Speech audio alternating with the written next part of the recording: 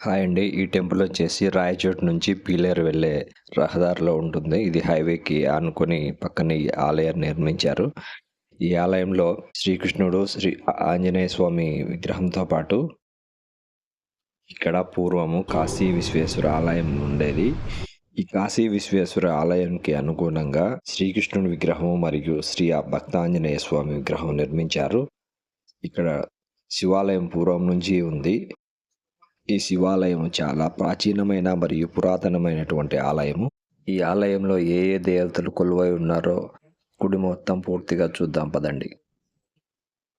Friends, ఇలా గుళ్ళు కట్టిన ప్రతి ఒక్కరికి చేతులెత్తి నమస్కారం చేయాలి. ఎందుకంటే మనము దగ్గరలో తిరుపతి లేదా శ్రీశైలము, మనకు అరుణాచలం ఇటువంటి ప్రాంతాలే కాకుండా మనకు దగ్గరలో ఇటువంటి మంచి ఆలయాన్ని నిర్మించిన వారికి నిజంగా చేతులెత్తి హ్యాట్స్ ఆఫ్ చెప్పాలి. ఇక్కడ అయ్యప్ప స్వామి, అయ్యప్ప సమేతంగా శ్రీ షిరిడి సాయిబాబా స్వామి, తర్వాత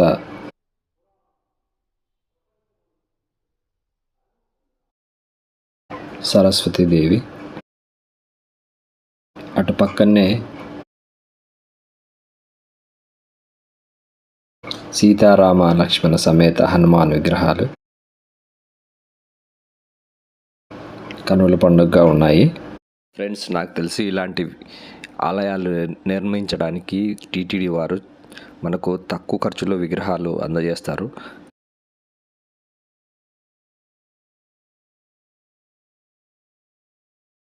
బయటికి వచ్చిన తర్వాత పచ్చని వాతావరణం, ఆహ్లాదకరమైనటువంటి వాతావరణంలో ఈ గుడి నిర్మానుష్యంగా ప్రకృతి శోభించే విధంగా ఉంటుంది ఈ ఆలయము.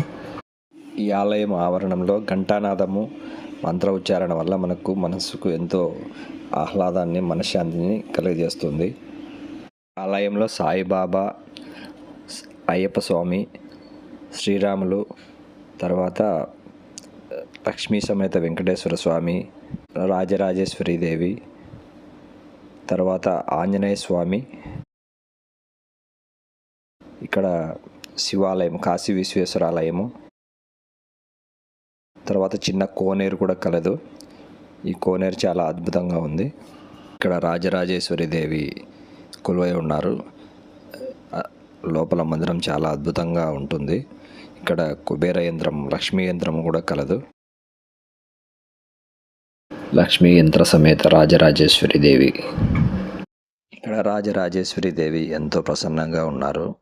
మనము ఆమెను మొక్కేటప్పుడు కళ్ళల్లోకి చూసినప్పుడు మనకు అమ్మవారు సాష్టాదిగా ఉన్నారేమో, ఇక్కడ ఆమె మన వైపు చూస్తుందేమో అన్నట్టుగా ఉంటుంది విగ్రహము. నిజంగా చాలా అద్భుతంగా ఉంటుంది. మనకు అమ్మవారిని, సాక్షాత్తు అమ్మవారిని చూసిన ఫీలింగ్ అయితే వస్తుంది. గుడి చుట్టూ అమ్మవారి ప్రతిరూపాలు నిర్మించారు, సిమెంట్తో నిర్మించారు. ఇటువంటి ఆలయాలు చూసిన తర్వాత నాకేమనిపిస్తుందంటే, ఇటువంటి ఆలయాలు ఇంకా చాలా వరకు మనం ఇటువంటి ఆలయాలు నిర్మించుకోవాలి. తర్వాత మనకు ఇవి శక్తి కేంద్రాలుగా ఎంతో దోహదపడతాయి. ఇటువంటి ఆలయాలు నిర్మించిన వారికి నిజంగా హ్యాట్స్ ఆఫ్ చెప్పాలి. మనం ప్రతిసారి తిరుపతి, శ్రీశైలం, అరుణాచలము వెళ్ళి దైవ దర్శనం కాకుండా ఇలా ప్రశాంతంగా దైవ దర్శనానికి ఎంతో దోహదపడతాయి ఇటువంటి ఆలయాలు.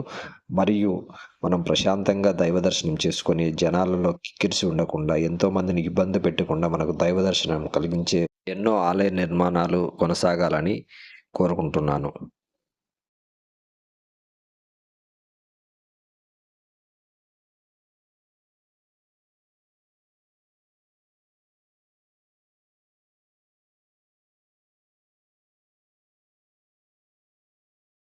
ఇక్కడ అందరికీ అవసరమైనటువంటి గంగమ్మ కూడా కొలువై ఉన్నారు. గంగమ్మ దేవి చూడొచ్చు, చాలా అద్భుతంగా ఉంటుంది అమ్మవారు.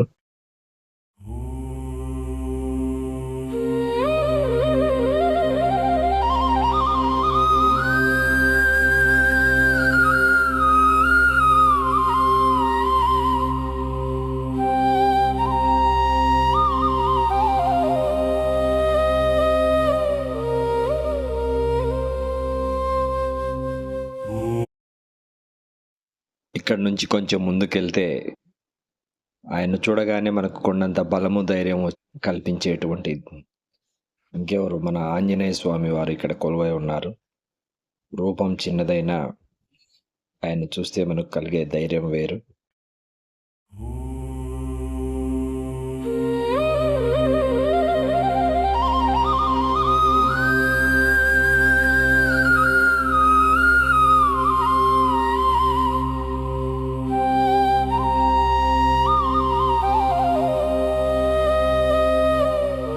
ఇక్కడ నుంచి శివాలయం దాటుకొని కొంచెం ముందుకు వెళ్తే అష్టలక్ష్మి సమేత శ్రీ వెంకటేశ్వర స్వామి ఉన్నారు. ఇక్కడ అష్టలక్ష్మితో పాటు శ్రీ వెంకటేశ్వర స్వామి కూడా ఉన్నారు.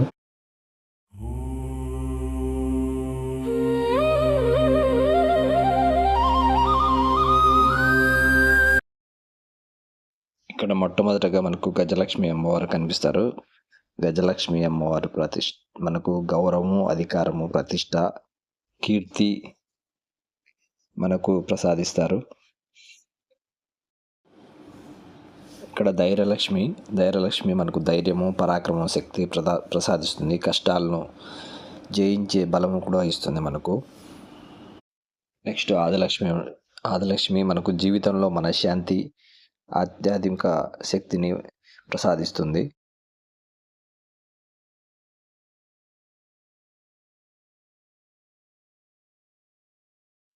ఇక్కడ మహాలక్ష్మి అమ్మవారు చాలా శుభప్రదాయంగా ఉంటారు.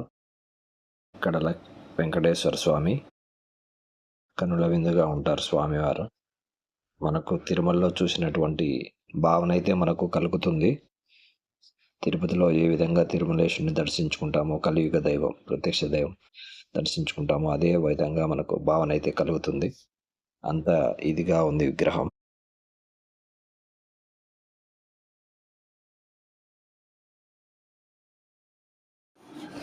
ఇక్కడ వచ్చేసి పద్మావతి అమ్మవారు.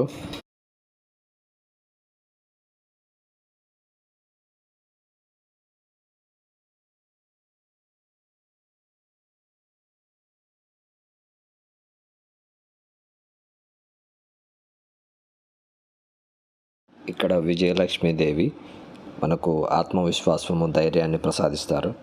నెక్స్ట్ ఈ పక్కన విద్యాలక్ష్మీదేవి మనకు విద్య, జ్ఞానము ప్రసాదిస్తారు.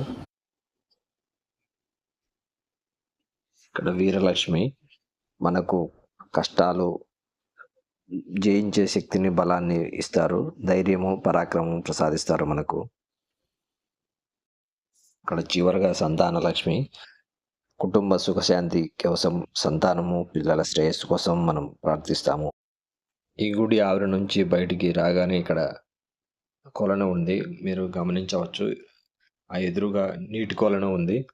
ఇక్కడ దీపారాధన చేస్తారు. ప్రతి శనివారం ఇక్కడ దీపారాధన చేస్తారు. కొలంలో చూడడానికి చాలా అందంగా ఉంటుంది. ఇక్కడ చివరగా మనం సకల భోగాలు ప్రసాదించేటువంటి కాశీ విశ్వేశ్వరుడు కొలై ఉన్నాడు. కాశీ విశ్వేశ్వరుడు ఈ ఆలయం పురాతన ఆలయము. మొదట ఇక్కడ కాశీ విశ్వేశ్వరుని ఆలయమే ఉంది. దీనికి అనుగుణంగా ఈ మిగతా గుళ్ళన్నీ విశ్వేశ్వర ఆలయం అనుగుణంగా మిగతా ఆలయాలు పక్కన నిర్మించడం జరిగింది. చివరిగా ఈ వీడియో మీకు నచ్చినట్లయితే అలా చూసి వదిలేయకుండా లైక్ చేసి సబ్స్క్రైబ్ చేయండి. మీరు లైక్ చేసే ప్రతి ఒక్క లైక్ మాకు మోటివేషన్ ఇస్తుంది. సబ్స్క్రిప్షన్ అనేది ఫ్రీగానే. మీ ఫ్రెండ్స్కు ఈ వీడియోను షేర్ చేయగలరని భావిస్తున్నాను. ఉంటానండి, మరి యొక్క వీడియోతో కలుస్తాం. జై భారత్, జై హింద్.